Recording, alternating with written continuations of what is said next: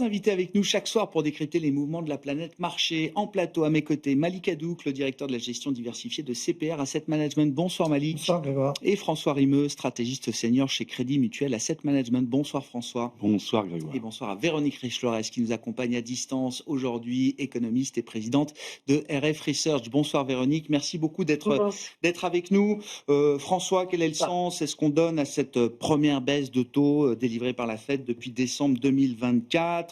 À la fois, Jérôme Powell la présente comme une risk management cut, une baisse de taux assurantielle, une gestion du risque, et en même temps, ce même Jérôme Powell nous dit dans la même conférence de presse qu'il y aura probablement d'autres baisses de taux également à venir. Alors, la décision en elle-même, elle est absolument pas surprenante. Tout le monde attendait un cut de 25. Le fait que Stephen Myron dissente, c'est pas non plus surprenant. Il y a une petite surprise sur le fait que Bowman et ou Waller ne se joignent pas à la fête des dissents, entre guillemets. Mais au-delà de ça, ce qui peut être plus surprenant, c'est le fait qu'on a quand même une Fed qui augmente ses prévisions de croissance, 25, 26 et 27, qui augmente ses prévisions d'inflation, non pas sur 25 mais sur 26, qui baisse ses prévisions de chômage et qui à la fois cut et nous envoie un message plutôt dovish. Donc, ce qui change quand même un peu la fonction de réaction classique de la Fed. Normalement, quand on assouplit une politique monétaire, on bouge toutes les prévisions macroéconomiques dans le même sens. Là, on a une petite incohérence entre les deux. Et ce qui montre bien que la Fed ne sait pas trop où elle va, ce qui montre bien que la Fed est divisée aussi, et ce qui montre bien que le chemin demain est un peu incertain. Et donc, probablement que ce qui était assez télégraphié jusqu'ici, assez facile à prévoir, entre guillemets, sur les mouvements de la Fed, va être un peu plus difficile, et ce qui pourrait nous amener un peu plus de vol.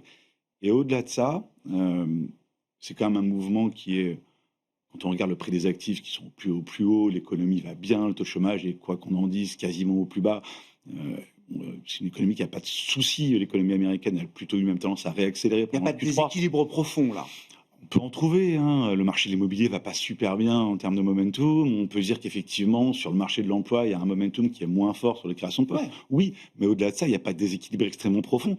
Donc, on a quand même un message monétaire très accommodant, avec une politique budgétaire et fiscale qui est elle aussi accommodante. Et donc, entre guillemets, show must go on. Et donc, c'est ce que saluent les indices equity. Pour les marchés actions, je pense qu'effectivement, le sens du voyage est assez clair. En ce qui concerne le pricing de marché, c'est-à-dire les anticipations des investisseurs sur de futures baisses de taux, est-ce qu'elles ont évolué depuis hier, la réunion, les projections économiques et le discours de Jérôme Powell, ou est-ce que le marché en attend toujours plus et autant qu'auparavant? Il n'a pas vraiment bougé le pricing sur les taux courts. Le marché est assez agressif sur les attentes en termes de cut sur 2026.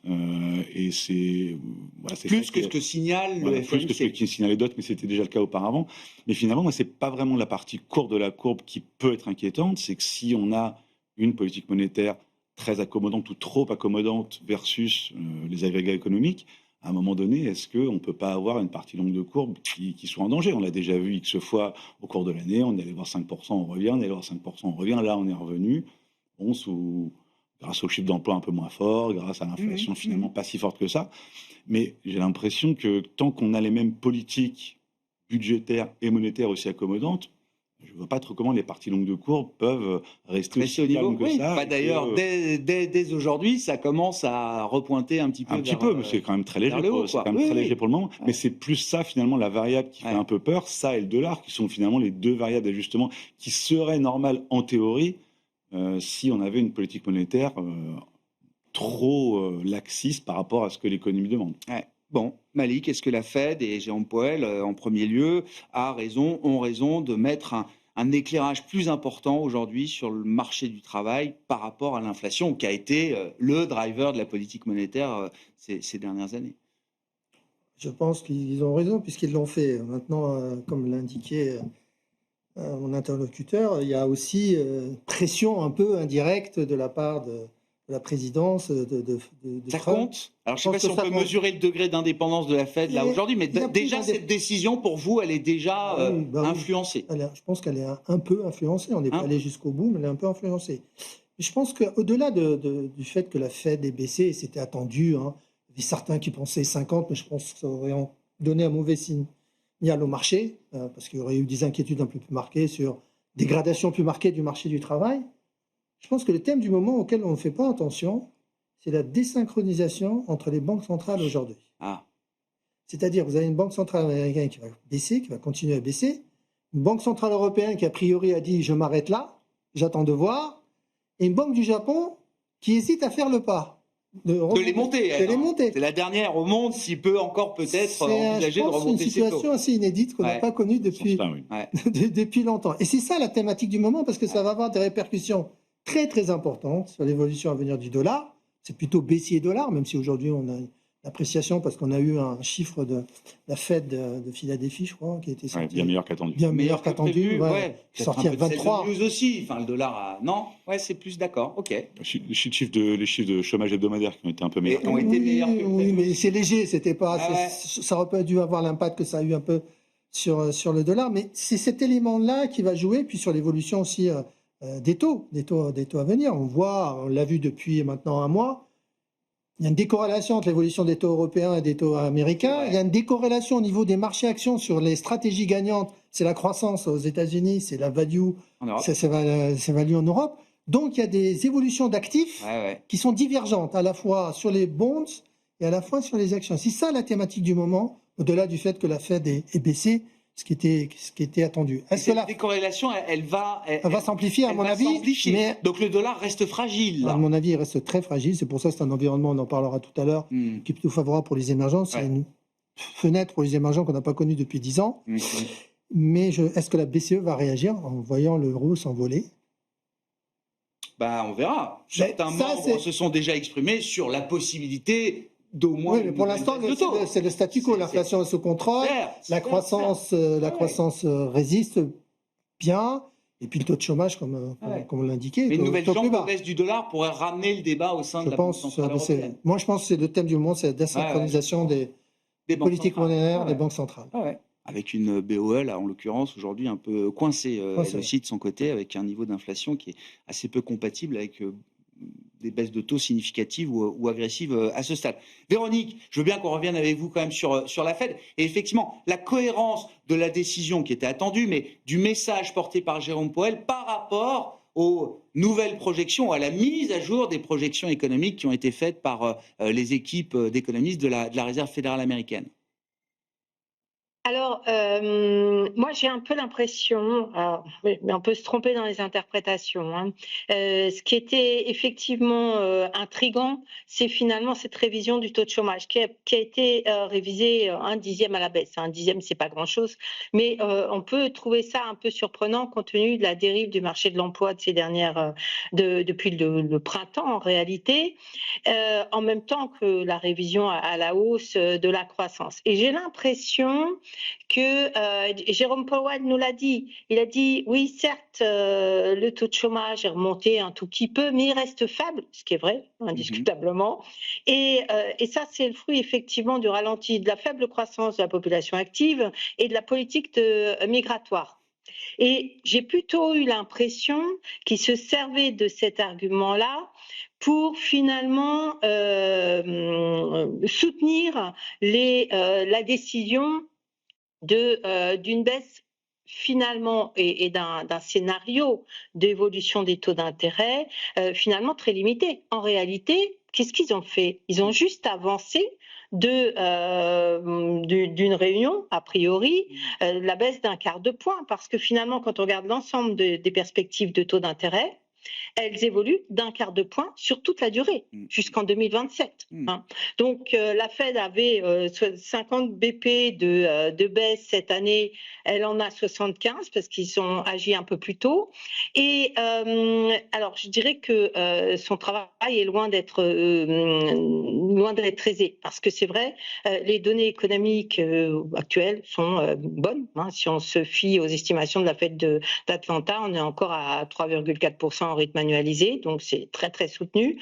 A contrario, beaucoup de données se détériorent assez vite, en particulier celle du marché de l'emploi, la confiance et l'immobilier. dont on parle plus beaucoup, parce que les économistes, et moi-même y compris, avons tellement annoncé trop tôt le risque d'un atterrissage un peu dur du côté de l'immobilier, et nous nous sommes trompés, que du coup, personne n'ose. Mais les données récentes sont quand même pas très bonnes, et elles sont le résultat des tensions sur la partie longue de la courbe des taux. Donc la décision de la Fed, quoi qu'il en soit, sous influence politique ou pas, était très difficile, parce que quand on regarde l'ensemble des indicateurs, nous on a un petit dashboard comme beaucoup d'économistes, on voit les chiffres d'inflation qui pointent à la hausse partout, et puis les chiffres d'activité quand même, une fois normalisés par rapport aux tendances un peu de moyen terme, etc., qui pointent à la baisse. Et puis un espèce de ventre mou qui se réduit, mais qui fait finalement, qui maintient la conjoncture à peu près à flot, mais la situation est quand même un peu périlleuse. Donc la Fed, finalement, la grande surprise pour moi, je pensais que l'influence politique serait plus importante. J'étais parmi les rares à penser que l'hypothèse d'un 50 points de base allait l'emporter. C'était possible. Je me suis trompée. Donc c'est un peu la surprise, et en même temps j'ai le sentiment que l'histoire est loin d'être dite, et ça rejoint tout à fait ce qui a été dit, c'est-à-dire beaucoup d'incertitudes. En fait, les deux questions, est-ce que la Fed agit trop tôt par rapport à l'inflation, ou est-ce qu'elle n'agit pas assez par rapport aux signaux de ralentissement conjoncturel, sont toujours d'actualité, et je pense que ça nous prépare effectivement beaucoup d'incertitudes sur ce qui va se passer dans les prochains mois, sachant, et j'en termine là, que la fenêtre de tir, elle est étroite, a priori. Si le Big Budget Bill passe au Sénat, et en particulier ces parties les plus importantes, les plus influentes sur les perspectives, alors à partir du printemps prochain, on commencera à intégrer effectivement les effets positifs sur la conjoncture du budget 2026.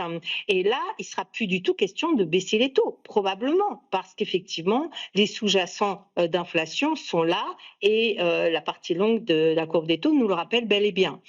Donc, voilà, moi je ne comprends pas trop les anticipations des marchés pour 2026 et au-delà, avec des baisses de taux qui sont quand même très significatives, alors que j'ai vraiment l'impression que la fenêtre, elle est tout de suite, et peut-être mériterait-elle d'être actionnée un petit peu plus rapidement que finalement ce qu'on fait aujourd'hui. Je ne sais pas, mais c'est la question qui me semble importante. Mais qu'on va faire tourner autour de la table. Bien sûr, Véronique, peut-être que les anticipations de marché, et vous l'avez tous évoqué, sont peut-être liées aussi à l'idée d'une politisation toujours plus importante, peut-être demain encore, de la réserve fédérale américaine. Jérôme Powell est encore en charge, il ne le sera plus dans quelques mois, et la question de sa succession, évidemment, est un enjeu majeur de ce point de vue-là.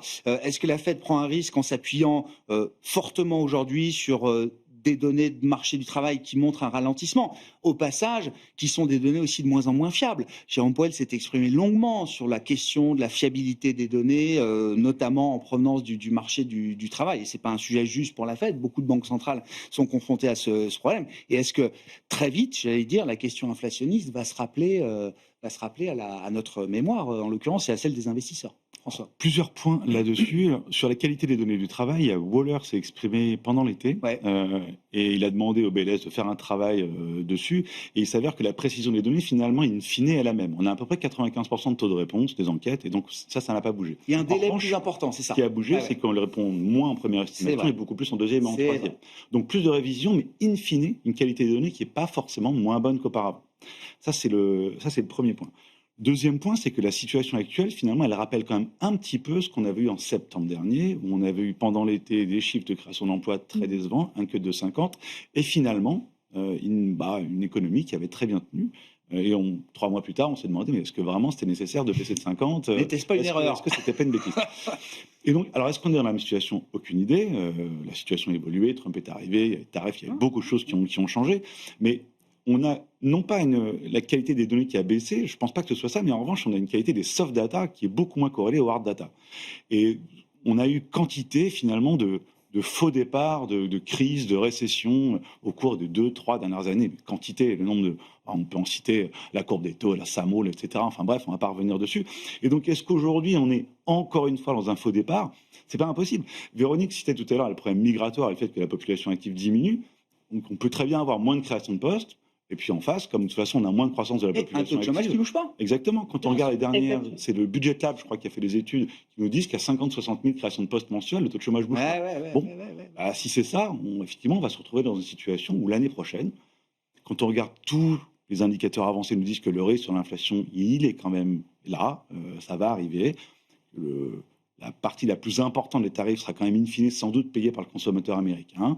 Peterson Institute, ils nous disent que c'est entre 60 et 80% en gros. C'est cohérent avec ce qu'on voit à côté, c'est cohérent avec ce qu'on voit sur les import prices, etc. Enfin, on va pas revenir dans le détail dessus, mais donc, on va se retrouver logiquement au premier semestre 2026 avec une inflation autour de, allez, je ne sais pas combien, 3,2, 3,3, 3,4. Un taux de chômage qui n'aura pas forcément beaucoup augmenté.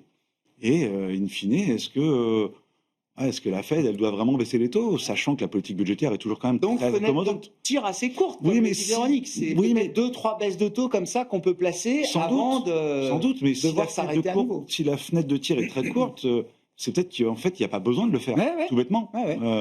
Et donc, c'est vrai que le marché de l'immobilier montre des signes de fatigue, les baisses de prix ont repris, les inventaires remontent, mais on a quand même une baisse des taux de mortgage, parce que le spread entre le 30 ans et les taux de crédit mortgage, lui, il s'est fortement compressé. Donc, ça va aider quand même une partie du marché de l'immobilier. On a Trump qui nous a déjà annoncé ou préannoncé, c'est pas clair, on ne sait pas encore de quoi ce sera fait, mais une espèce de plan de relance visant à aider l'immobilier. C'est pas du tout impossible. Donc, est-ce qu'il n'est pas quand même un peu tôt pour s'inquiéter de ça aujourd'hui, alors que les prix sont quand même encore très élevés et que les stocks, même s'ils augmentent, ils ne sont pas encore là où on était en 2007? La question qu'on se posait avant la décision de la Fed, est-ce que l'économie américaine n'a pas déjà marqué son point bas? Et est-ce que 2026 peut pas être une année de surprise positive pour l'économie américaine par rapport à ce qu'on anticipe ou ce qu'on prévoit aujourd'hui, Malik? Alors, si on fait une lecture rapide de ce que nous dit le marché action, il n'est pas dans ce... Ah bah pour lui, c'est... Oui, mais pourquoi? Parce que lui, il est dans une reprise cyclique. Ouais. On a vu les actions monter, on a vu les prix des matières premières industrielles monter. Il y a un espoir que la Chine continue à relancer sa consommation. Donc, c'est ça qui est marquant depuis cet été. Et puis, il y a la concentration d'un leadership sur un secteur particulier qui a emmené les actions là où elles Et le sont. marché joue une reprise cyclique? Le marché, quand on voit l'évolution, en tout cas, des deux indicateurs que j'ai mentionnés, actions et matières premières, et il y a une rebond aussi des valeurs cycliques au cours de l'été, c'est ce qu'il joue. Très clair. Ça, c'est aussi alimenté par le fait qu'il anticipe, comme on l'a indiqué, des baisses de taux à venir plus importantes dans les mois à venir pour les États-Unis en tout cas. Et dans le monde émergent, il va y avoir aussi des baisses de taux. Donc c'est ça qui... Et puis il y a un élément, honnêtement, qui soutient le marché action, et c'est très rare depuis les années que je suis sur les marchés, c'est quand même les bénéfices des entreprises qui sont en accélération. On avait pour l'Europe, pour le deuxième trimestre, s'attendait pour le deuxième trimestre à une baisse de moins 5%, on a fini à plus 3%, s'attendait à plus 4% sur les États-Unis, on termine à plus 11%. On connaît les contributeurs, c'est pas les mêmes en Europe et c'est pas les mêmes aux États-Unis, mais quand même c'est ça qui alimente aussi l'optimisme. Fondamental, il n'y a pas que de l'expansion de multiples. Non, il n'y a pas que d'expansion de multiples, justement. On a notamment en Europe limité l'expansion des multiples, on est resté sur des niveaux de 14, 13,5 sur les PE. On a eu une expansion de multiples au début sur les États-Unis, mais qui a été rattrapée par la progression des bénéfices et puis les analyses qui ont continué à upgrader derrière. Donc ça a alimenté aussi l'appétit pour le risque. On a un autre élément qui a joué, mais ça aussi, c'est sur le marché du crédit. Quand vous voyez les spreads de crédit entre le high yield et l'IG, on est descendu à 80 BP. En fait, il n'y a plus de risque. Ouais. Et si on rémunère plus le risque. Et pour des actifs risqués comme ceux que vous citez, les actions, le crédit, si la Fed ne délivre pas autant de baisses de taux que ce que le marché anticipe, ça fragilise un peu, beaucoup. Ah oui. La pyramide parce que le marché, là, il est parti sur cet horizon-là de baisse de taux et de stabiliser, avoir un redressement de l'économie. Ouais. Donc c'est ça qui s'est joué durant l'été. C'est qui a surpris, on a tous été surpris par la vigueur du rebond des marchés actions. Vous regardez le marché chinois, regardez combien il a repris pendant l'été. Vous regardez le marché européen, c'est le seul qui n'a pas bougé. Bien sûr, lesté par les inquiétudes sur le tarif, lesté par la situation géopolitique, les incertitudes en France, etc. Mais quand on regarde l'économie européenne, elle se porte plutôt bien. Il y a les déséquilibres, bien sûr, budgétaires qu'on a aux États-Unis et en Europe. mais la croissance des bénéfices, elle est plutôt là. Pour 2016, on escompte 9,5. On est au-delà de 2025, encore une fois. C'est peut-être trop optimiste. Oui, on attendait 8 en début d'année, on verra combien on arrive. On avait à la fin de l'année au-dessus de zéro, normalement. Quand même 0 plus, quoi. Quand même au-dessus de zéro, d'accord. On est à 2 chiffres aux États-Unis, proche des 2 chiffres. Ah ouais. On est à 13-14% pour 2026, encore aux États-Unis. Ah ouais. Avec, et ça c'est le point important, je pense, qui va permettre au marché éventuellement de ne pas trop corriger, c'est des relais. C'est-à-dire que le marché aujourd'hui, il essaie d'opérer des rotations à la fois sur les secteurs, à l'intérieur des secteurs, mais aussi sur les capitalisations boursières. On a vu le Russell qui a bien repris, alimenté par les en France, ça part en avance sur les États-Unis qui étaient en retard sur ce plan-là. Et puis à l'intérieur des secteurs, il faut regarder, il y a des secteurs comme des softwares d'intelligence artificielle, softwares qui sont très en retard sur l'intelligence artificielle. Donc la diversification, l'élargissement du rallye, ça reste un thème valable. C'est le thème qui pourrait permettre au marché de ne pas trop corriger, parce que c'est vrai, il y a des valorisations dans certains secteurs, il faut le reconnaître, qui sont très très élevées. François, vos commentaires. Puis un mot du dollar. J'ai compris, Malik, que pour lui, le dollar restait fragile, voire très fragile. Est-ce que c'est aussi votre sentiment chez Crédit Mutuel Asset Management? Oui, tout est orienté. Enfin, tout est orienté. Ouais. Le positionnement, il y a un peu tendu quand même. C'est quand même consensus que le dollar baissait. On va pas tout le monde l'a vu. Et le dollar baisse pas souvent de 11% ou 12% en une année, comme on l'a eu cette année. Donc, c'est compliqué d'imaginer que l'année prochaine, il rebaisse d'autant. Cela étant, tout ce qu'on a mentionné depuis tout à l'heure est plutôt baissier dollar. Le fait que la Fed cut les taux alors que les autres sont on hold ou plutôt à la hausse pour le Japon, c'est baissier dollar. Les attaques sur l'indépendance de la Fed, c'est plutôt baissier dollar, etc. Ouais, je comprends. Donc tout ça, oui, c'est plutôt baissier dollar. Juste revenir sur un point sur l'élargissement du rallye de marché potentiel. Il y a autre chose qui est marquant finalement depuis 3 ou 4 mois, et je dirais même cette année, c'est les baisses des prix de l'énergie. C'est très vrai en euros. On est à quasiment moins 20% sur les prix du pétrole en euros en 2025. Ça a été très positif pour toute l'industrie manufacturière, qui était en récession depuis 3 ans, voire en dépression depuis 3 ans, et pas que en Europe, mais surtout en Europe. Et on voit que depuis le début de l'été, c'est même depuis le début du printemps, une amélioration graduelle de toute l'industrie manufacturière. Et quand on regarde historiquement, toute la partie small mid-cap, on a quand même une corrélation qui est assez stable, assez robuste, en termes de sur- ou sous-performance par rapport au large cap, en fonction de ce qui se passe sur l'industrie manufacturière. Alors, le PMI manufacturier est un bon indicateur. Et donc, finalement, les 3 ou 4 ans de sous-performance très impressionnante qu'on a eu de tout à mid-cap par rapport au large cap qu'on a eu entre 2021 et 2025, en gros, ça correspond au Covid, ça correspond derrière surtout à la guerre en Ukraine, au spike des prix de l'énergie, à l'industrie qui s'est faite complètement rincer. Et on est un peu en train de sortir de ça, enfin, après 3 ans, c'est quand même très long. Et donc, Et pour un stratégiste comme vous, ça devient une conviction, solide? Ça devient une conviction. Elle n'est pas aussi solide, je pense, que ce dont on va parler tout à l'heure, c'est sans doute les émergents avec du dollar, où là, tous les signaux sont un peu au vert. Rallye technologique, sous-investissement chronique de la part des allocataires, les valorisations sont là, enfin bref, tout est au vert. Sur les small et mid-cap, c'est moins clair parce qu'on a quand même encore des craintes sur tout ce qui est trajectoire bénéficiaire. On n'y est pas encore complètement, mais on a un peu de momentum qui est en train de s'installer. On a eu déjà plein de faux départs dessus. Donc il faut faire attention à ça. Mais ça commence à être une possibilité. Et donc là où on pouvait complètement être à l'écart il y a encore de ça 3-6 mois, c'est un peu plus dangereux aujourd'hui. Ouais, je comprends. Véronique, sur l'idée de la désynchronisation entre banques centrales par rapport au là donné aujourd'hui par la Réserve fédérale américaine, qu'est-ce que vous dites? Est-ce qu'une banque centrale comme la BCE, par exemple, peut résister longtemps à l'appel de nouvelles baisses de taux dans le cas où la Fed continuerait son chemin au moins pour quelques temps? Qu'est-ce que ça peut impliquer? Alors, je sais pas, est-ce que la Banque d'Angleterre, elle vit dans un monde, alors je vais pas dire parallèle, mais vit dans un monde qui n'appartient qu'à elle? Qu'est-ce que ça peut générer, effectivement, et comme décision, ou comme friction, d'ailleurs, sur les marchés de devises, par exemple? Oui, alors sur le dollar, moi, j'avoue qu'on a tous les éléments fondamentaux pour nous signaler un risque majeur de baisse du dollar. Et en même temps, d'abord, le dollar arrive à tenir quand même un peu mieux. Et je ne suis pas convaincue que finalement, si on n'a que 3 baisses des taux de la Fed d'ici la fin de l'année et que l'année prochaine, on n'a plus rien, voire qu'on a un peu plus d'inflation avec des anticipations potentiel, en tout cas c'est dans mon scénario, de hausse des taux, qui tire les taux longs à la hausse. Alors les taux longs à la hausse, c'est la défiance à l'égard de la politique monétaire, de son indépendance, blablabla, mais ça protège quand même un petit peu le cours du dollar. Donc je n'arrive pas dans mon scénario à mettre un décrochage du dollar. Néanmoins, les baisses de taux effectivement de la Fed devraient finir par influencer les autres banques centrales, et je pense notamment à la BCE. Ça explique aussi un petit peu la première partie de mon intervention, et parce qu'effectivement, on a une situation qui est quand même, effectivement, du côté des entreprises, des résultats des entreprises, les résultats sont plutôt meilleurs qu'attendus d'ailleurs, mais la situation conjoncturelle est extrêmement grippée et probablement amenée à subir un peu plus de contre-coups des droits de douane et de tout ce qui se passe aujourd'hui.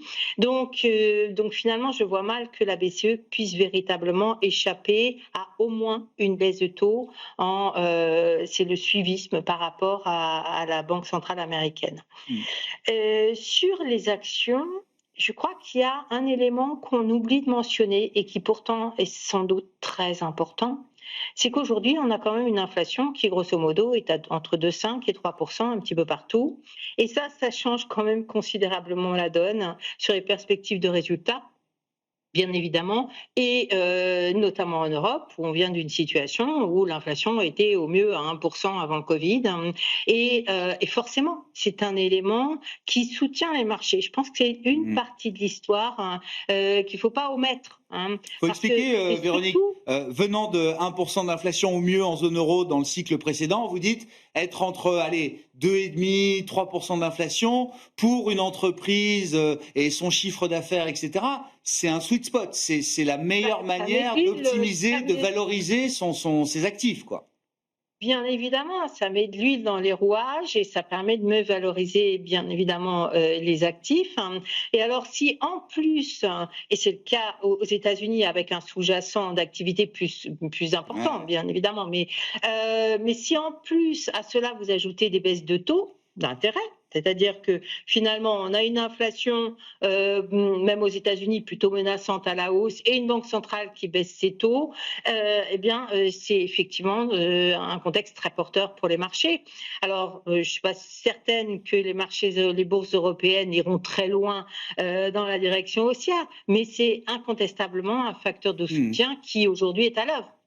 Bon, alors venons aux émergents, puisque visiblement c'est l'éléphant dans la pièce. Pour vous, d'ailleurs, autour de la table, non mais si, ça fait 10 ans qu'on n'a peut-être pas eu un alignement de planètes aussi favorable pour les émergents. De quoi on parle concrètement? Et puis les émergents, je veux bien qu'on spécifie un peu. Juste pour revenir sur ce qui a été dit sur l'inflation et sur les résultats d'entreprise.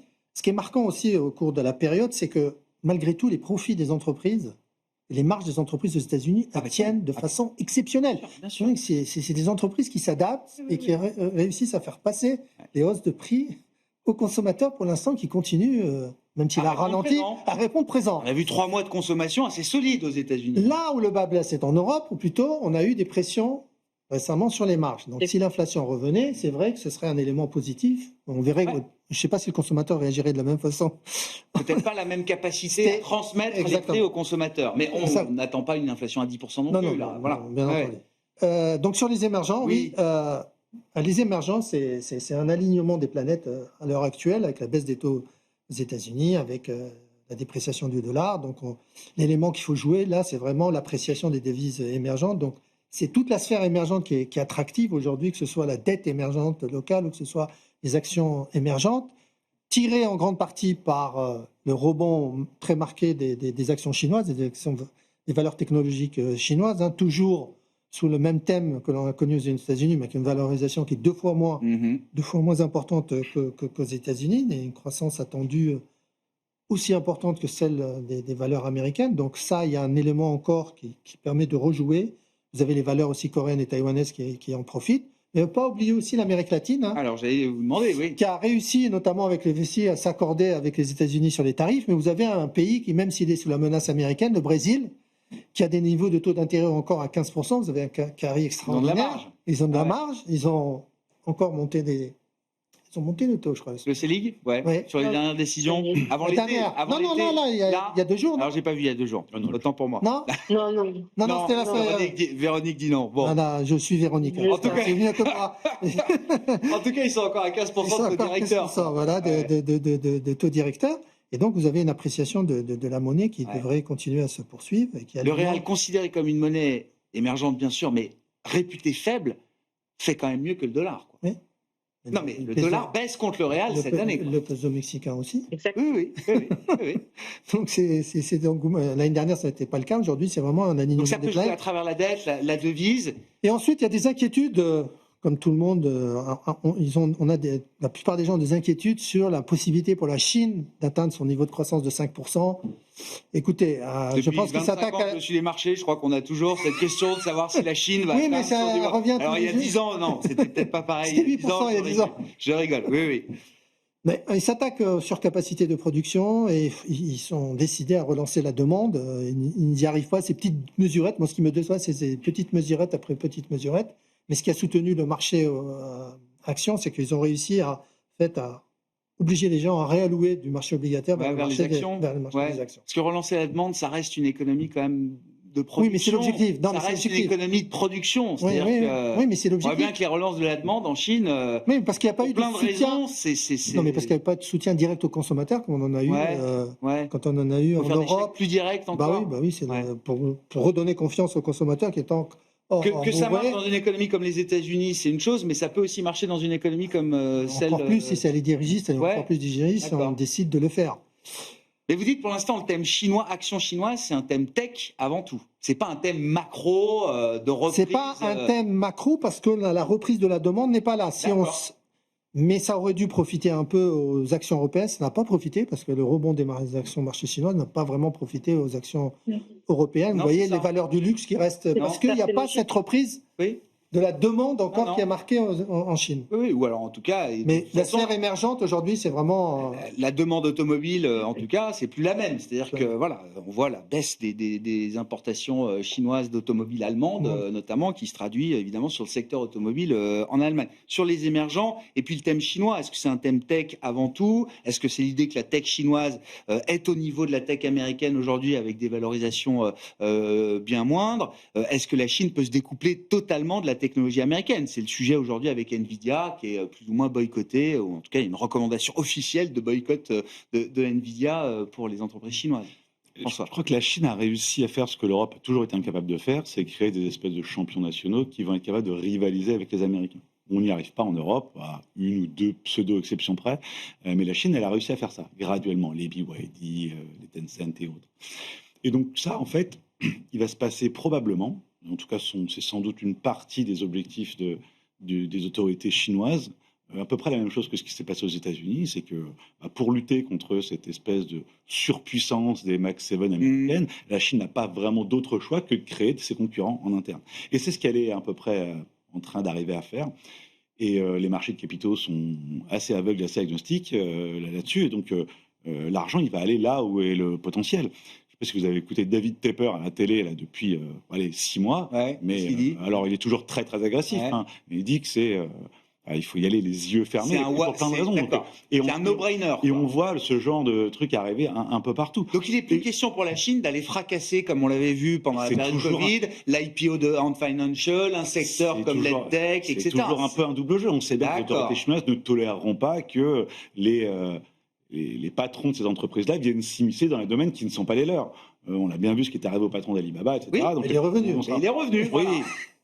Pas tout de suite. C'est purgatoire, dure un certain temps quand même. Donc, c'est toujours un peu sur les deux tableaux. Ce sera moins clair et moins transparent que ça l'a été aux États-Unis. Mais il n'empêche qu'on est en train de créer des énormes champions qui vont dominer certains secteurs mondiaux, qui ont des tonnes de cash, qui ont des résultats maintenant qui commencent à être réels, ce qui n'a pas été le cas pendant très longtemps en Chine, et des valorisations qui n'ont rien à voir avec celles qu'on a aux États-Unis. Pourtant, sur les sociétés qui gagnent énormément d'argent. Donc, à horizon quelques mois, tant que le cycle est orienté de manière pro-croissance et que la Fed garde une posture aussi accommodante, l'argent va se déverser là où la plus-value est la plus appétissante. Donc il faut avoir des et il est probable que les flux aillent dans ce secteur-là. Et tech, et pas uniquement. Est-ce que BYD est une boîte de tech? C'est pas vraiment clair, mais bon, je pense qu'on n'est pas très loin. Amazon, une boîte de tech. Tesla est une boîte de tech, peut-être aussi. Je suis d'accord. Plus qu'un constructeur. Et je suis assez d'accord avec l'Amérique latine aussi. Alors, sur les taux locaux, c'est toujours un peu compliqué, non seulement à prévoir, mais aussi à traiter pour des raisons techniques, etc. En revanche, ce qui nous semble clair, c'est que la zone Amérique latine, c'est celle qui s'en sort relativement le mieux versus les tarifs. Ils sont exporteurs de matières premières quasi exclusivement, et c'est pas touché par les tarifs, quasiment pas, parce que les États-Unis ont besoin d'importer les matières premières à pas très cher. Et donc, il y a un petit sweet spot aussi de ce côté-là. Très intéressant. Sur la Chine, Véronique, alors c'est un thème de marché, c'est un thème tech pour l'investisseur, c'est pas le thème macro au global, quoi. Absolument, et je pense que c'est très important de le souligner parce qu'on voit bien les réflexes. Le PMI chinois monte, l'immobilier baisse moins. Non, mais il n'y a rien de tout ça. L'économie domestique est quand même dans une situation extrêmement assez lamentable, à vrai dire, et enquistée par le surpoids de dette, la crise immobilière. Et je pense que ça ne va pas changer.